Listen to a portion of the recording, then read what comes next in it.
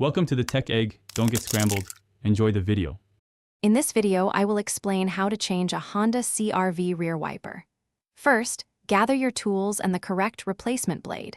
You'll need a new wiper blade, often a 12-inch size, a small flathead screwdriver, and a clean cloth. Make sure your vehicle is parked safely with the engine off before you begin. This preparation ensures a smooth and easy replacement process. Now, let's remove the old blade. Gently lift the wiper arm away from the rear window until it stands upright and locks into place. Be careful not to let it snap back against the glass. Next, look for a small tab or clip where the blade connects to the arm. Press this tab, then slide the old wiper blade downwards or outwards to detach it from the arm. It should come off with a firm but gentle pull. With the old blade removed, it's time to install the new one. Take your new wiper blade and align its attachment point with the hook on the wiper arm.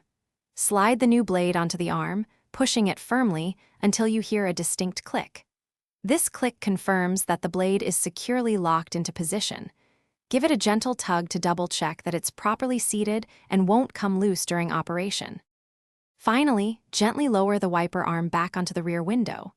Avoid letting it snap down, as this could damage the glass or the new blade.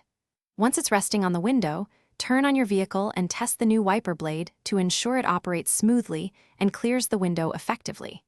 Remember to check the description below for a link to the Echo Dot and other great deals. Regular inspection of your wiper blades helps maintain clear visibility for safe driving. Thanks for watching. Consider subscribing if I helped unscramble your problems.